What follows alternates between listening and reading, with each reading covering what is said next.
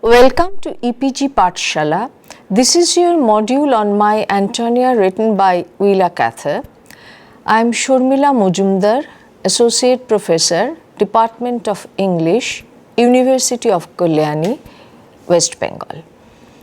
Now, before I go into the module itself, I would just like to recollect a little bit a sweeping history of the United States of America, because so far as the settlers are concerned, the English reached the east coast and started moving towards west. And so in the 19th century, whatever you have read from the 19th century, for example, Emerson, Whitman, Dickinson, Hawthorne, Melville, all of them came from the eastern coast of the United States of America, and throughout the 19th century they started moving towards the western coast, and the people who undertook this endeavor, they were called the pioneers.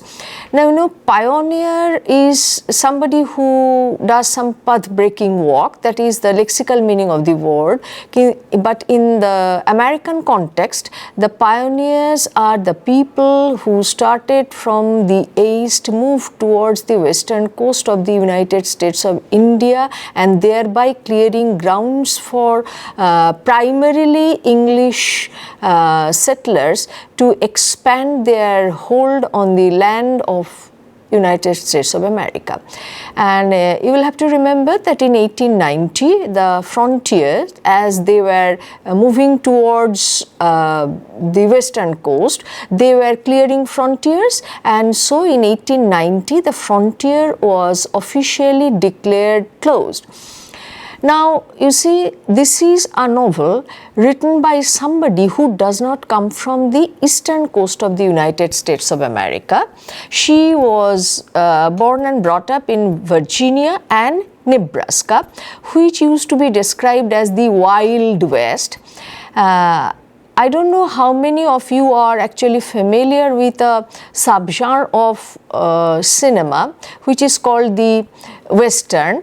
These films were shot during 1950s and 60s, and that kind of recreates the Wild West that it was in the 19th century. At least that is how it was perceived. So when you come to a novel written by somebody who came from the West, you naturally expect something very different from the cultured, sophisticated discourse of the Eastern people living in the eastern coast. And Willa Cather was particularly influenced by the vast expanse of the prairie in which she grew up and the kind of life that people led there. These people, they didn't go to the university, they were not part of sophisticated circle, they didn't talk literature. So completely a different set of people that she deals with in this particular novel. Cather achieved recognition for her novels of frontier life on the Great Plains of Nebraska and Black Hawk. She won the Pulitzer Prize for One of Ours, a novel set in the First World War. Cather grew up in Virginia and Nebraska. She was intensely moved by the dramatic environment and weather, the vastness of the Nebraska prairie, and the various cultures of the European American immigrant and native families in the wilderness of the prairies. Though the narrative of My Antonia is fictional, there are many similarities between Cather's life and that of the novel's protagonist. Cather creates a pre-industrial life far from the noise and speed of the city and its increasing fragmentation and alienation that resulted from ongoing processes of mechanization and industrialization. So you see, I come back to what I was talking about, that the West was different, very different from the East. East was industrialized, East was sophisticated, East had all the Ivy League universities, but in the West it was different. There was the wilderness of the prairies, There were native families as well as some European migrants, and they lived what can be described best as a pre-industrialized life. So their life was a community life, more integrated. There was no fragmentation, so to say, not much alienation that was there in the East, and mostly agrarian people they were. And Willa Cather grew up in such circumstances, and she depicts the same in this novel, My Antonia. My Antonia is a story which is set in the early 1920s about the immigration of Bohemian people to America. Jim Borden is the protagonist who comes to Nebraska from Virginia as an orphan. He is raised by his grandparents. Antonia, a Bohemian immigrant, comes to Nebraska with her family. She doesn't know English, but eventually Jim teaches her. Hardships of living in the prairies, especially in the cold of the winter, and the conflicting situations lead to Mr. Shimerda's premature and sudden suicide. This gentleman, he happens to be Antonia's father. The burden shifts to the city, and so does Antonia, searching for work in order to feed her family. Now, after her father's suicide, it fell on Antonia to provide for the family. So the family of Jim, his grandparents and himself, they moved to the city. So does Antonia, because she went out in search of jobs so that she can support her family. Antonia undergoes a lot of hardship, but eventually emerges as a free spirit who has maintained her cheerfulness and optimism throughout life. Jim Borden graduates to be a very successful and prosperous lawyer, but the sense of loss of the past always haunts him. The past, which is an integral and spiritual link with Antonia. My Antonia is a memory novel, because in the novel what happens, the Jim after a long gap goes back to the Nebraska prairies where she grew up with Antonia. He establishes contact with Antonia. They have their families, they have their children, they are grown-up people, and they are meeting after a long time. But the tenor of the novel is about their memories, the memories that they cherished, the memories that they wanted to share, and it seems they have been living in the past almost as much as they are living in the present. And in a way, past is privileged over the present, because past supports them emotionally, provides them sustenance, and thereby their memory plays a pivotal role in the narrative of the novel. Now, let me tell you something, that My Antonia is the third novel in a trilogy, the first of which was called O Pioneers. So I have already talked about who were the pioneers in America, and the first novel talks about these people who are moving from east towards west, clearing ground for British settlers to move towards the western coast, and the kind of life they lived on wild prairies, their hardships, their sufferings, their endurance, their fortitude. So the first of the trilogy is called O Pioneers. The second is The Song of the Lark, and My Antonia is the third, where two people actually play out their memory in the background of the Wild West, the Nebraska where they grew up. Jim Borden, a successful New York City lawyer, grows up in Nebraska with Antonia Shimerda, a Bohemian immigrant. They become friends for life, and the memories of Antonia and her wild, happy personality embedded themselves in Jim's mind everlastingly.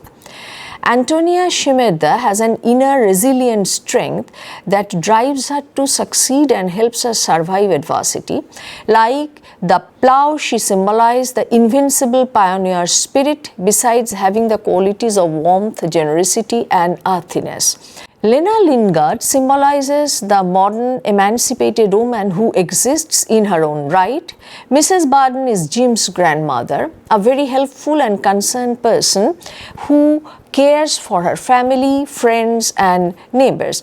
So if we look at the characters of the novel, Jim is an orphan brought up by his parents, who becomes successful and prosperous as a lawyer in later life, and who is settled in New York City. So you see, Jim has moved from the west to the east, and this movement is not only a physical movement. This is a psychological move. This is an emotional move, because you see, Jim probably never was very happy emotionally in his highly prosperous, sophisticated urban life that he led in New York City, and Nebraska played an important role in his emotional life. So what happens, the divide between the East and the West becomes even more clear when, after so many years, Jim comes back to Nebraska to re-establish his ties with Antonia and pledges to keep in touch with her till the end of his life, thereby making it very clear that East is very important for his emotional well-being, that East is an important pivot in his psychological upbringing, and thereby he is clearly marking out the difference between the East and the West. Mr. Burden is Jim's grandfather, a stoic and honorable man, has great fondness for Antonia.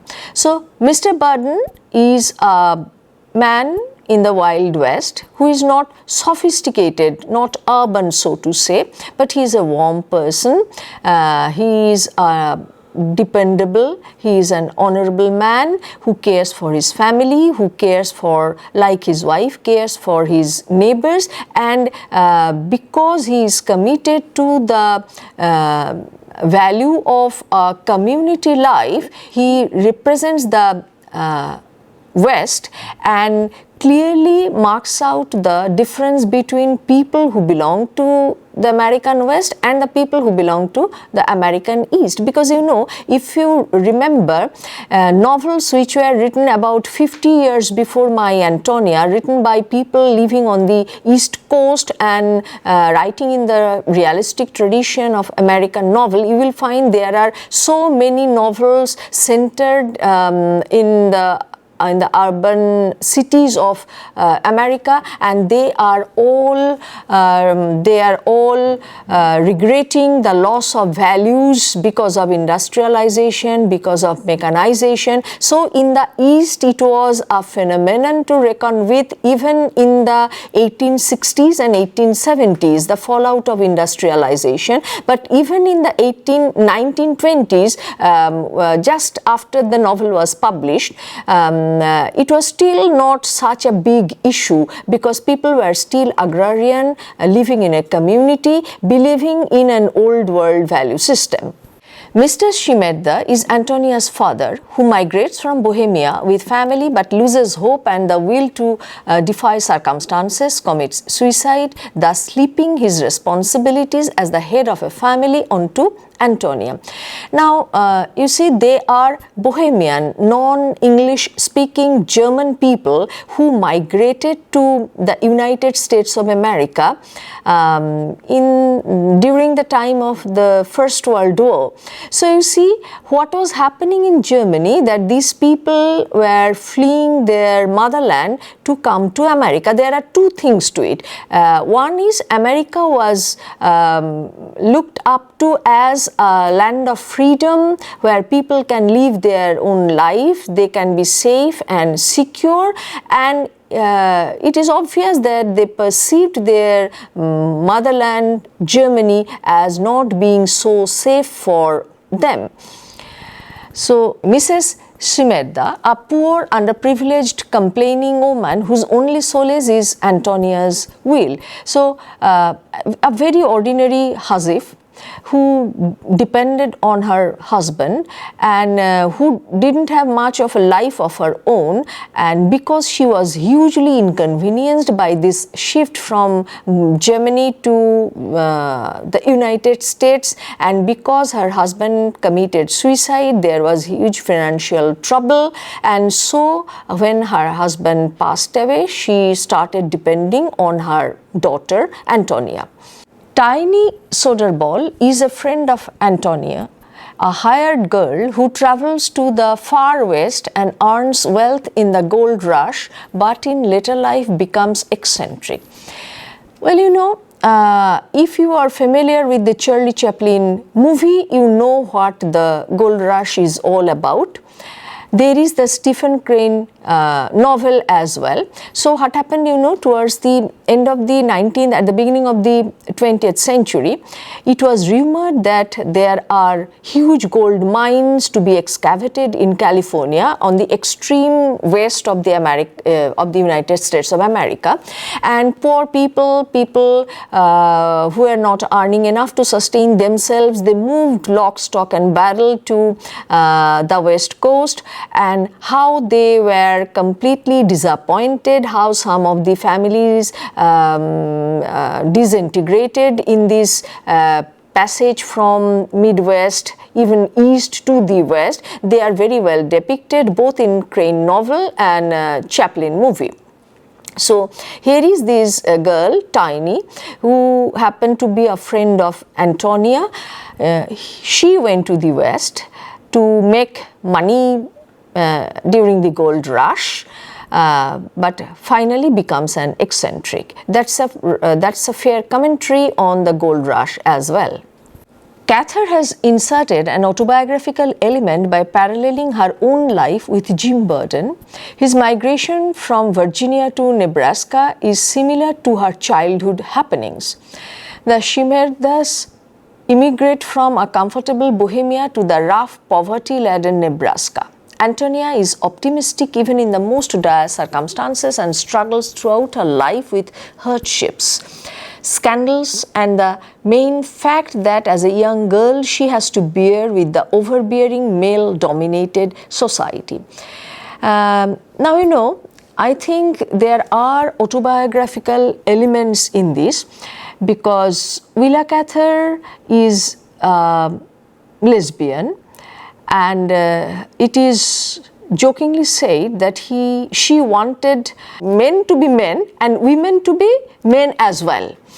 So Antonia, a strong girl who can resist the onslaught of a hugely patriarchal society when she goes out in search of sustenance, some income to support her family, has some autobiographical element in it, because Cather wanted to see her as a strong girl who can withstand the onslaught of the male-dominated society, live independently, live with dignity, and support her family. You know, these are some of the aspects of a man's life. A man is the bread winner for the family. He goes out to earn, he supports the family, and he lives independently and with dignity, and Antonia does all these things, and so this is probably a statement on the part of Willa Cather as well. Jim Burden relatively is brought up in much more affluent condition, and his making friends with Antonia has a deep impact on his whole life from the age of 10 to a prosperous, famed, middle-aged man.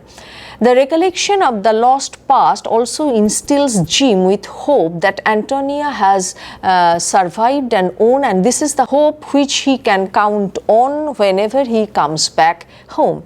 Now you see, there is a friendship between Jim and Antonia, but I don't think there is any hint of a romantic relationship ever blossoming between them. So here is a strong girl and here is a boy. They become friends for life. They are very important, mutually important for their emotional life. They sustained each other psychologically throughout their lives, but there is no hint of romance. I think that is again is a statement from lesbian Willa Cather. Now we come to the plot of the novel. Jim Burden, a successful New York City lawyer, arrives in Nebraska after 20 years to relieve his nostalgia. He is a close friend of Antonia, who hails from his childhood memories. Jim Burden recollects the wonderful times spent in the wild prairies of Nebraska as a child and as a young man, and his intrinsic and inseparable relation with Antonia, which is not based on physical love but on a spiritual level of consciousness.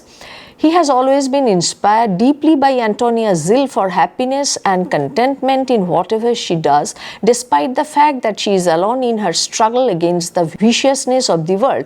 Now, if you concentrate on the title of the novel, it's called My Antonia. So you see there is some longing in it, the way the novel has been named, and it is my Antonia. She is a woman, I am a man, and still she is my Antonia, and neither she is my lover, not an old flame. She is a very good friend who has been, who has provided emotional sustenance to a man. You have to remember that Antonia is a very ordinary girl belonging to the lowest rung, almost the lowest rung of the society, and Jim is a very successful, prosperous man, a successful lawyer who lives in the city of New York, and this is a very unequal relationship, so to say, socially very unequal relationship, but emotionally and psychologically this is a relationship between two equals. Jim Burden develops eventually into a successful New York City lawyer, but his happiness and contentment are left behind in the ageless wild prairies of Nebraska.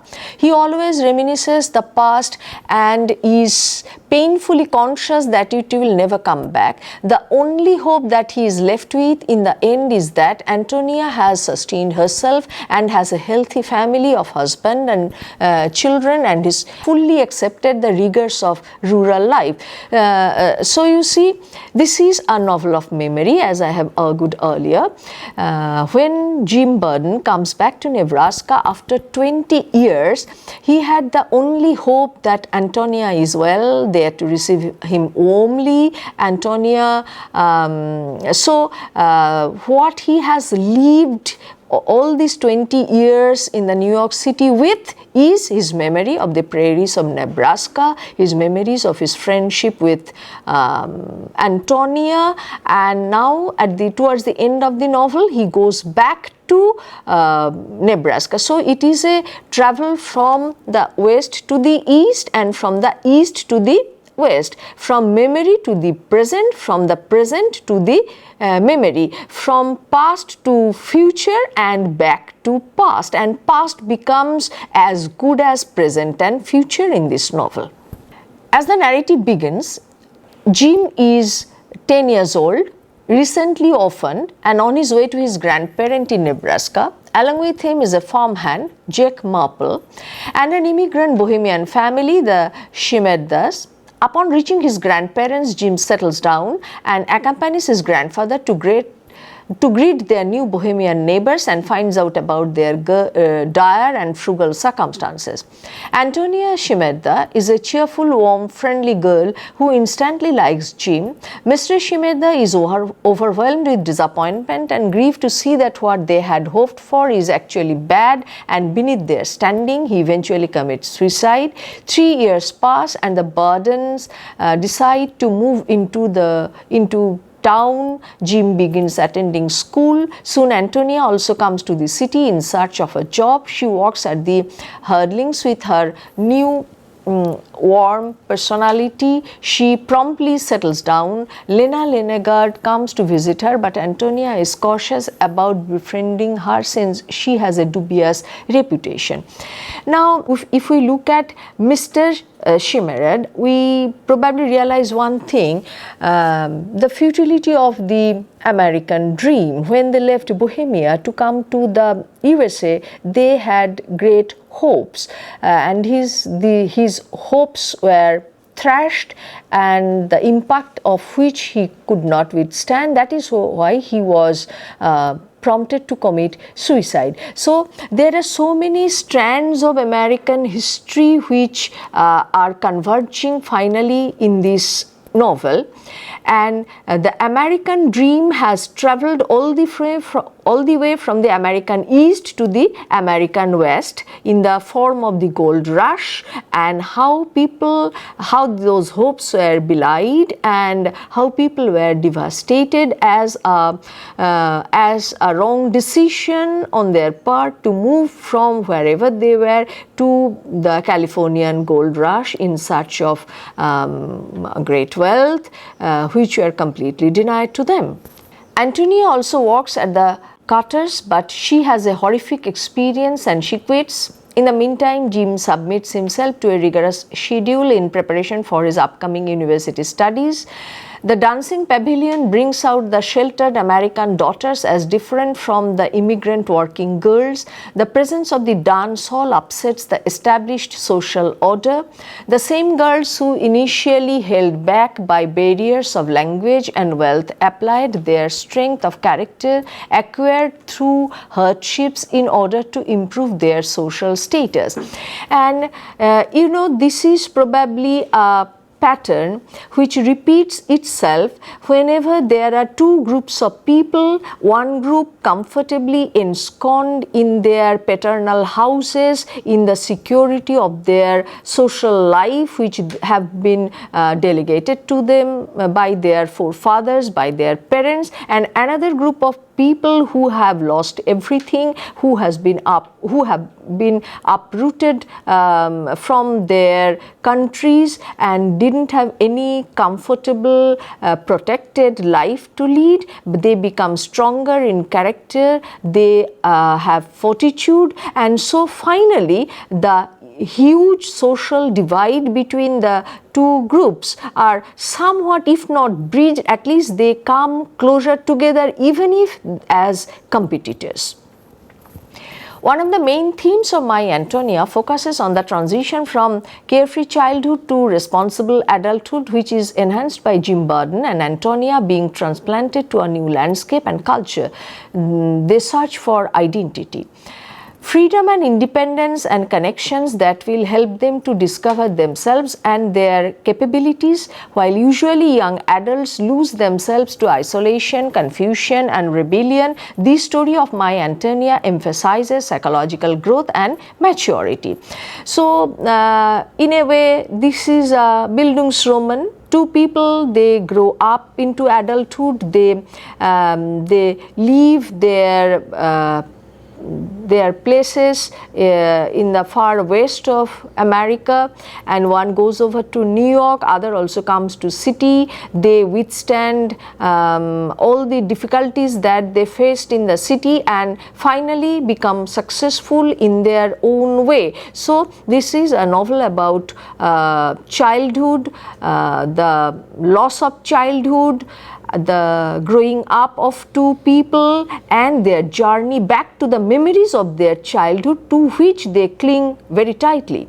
From its epigraph, a quote from Virgil, "Optima dies, prima fugit." The best days are the first to flee. And that is probably how most people feel nostalgic about their childhood, and I'm not very sure whether there is a romantic tinge to it where childhood is always glorified as being closest to the Creator and to heaven, and growing up means growing further and further away from the pristine purity of human existence, because the city is supposed to corrupt, the city is supposed to change people beyond recognition. But in this novel, what happens? They change, but they are not corrupted. They adapt but they also come back to their childhood roots.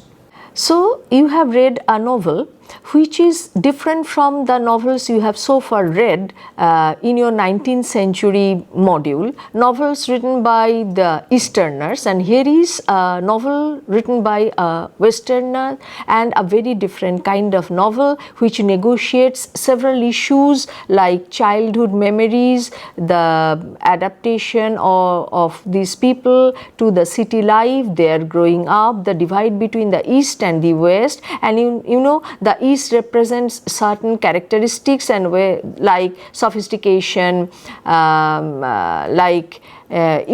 they are educated people, they have an urban lifestyle, and the West represents just the opposite. And how do the people who move from the West to the East negotiate with this huge gap between their experience in the West and what they adapt to in the East. Thank you.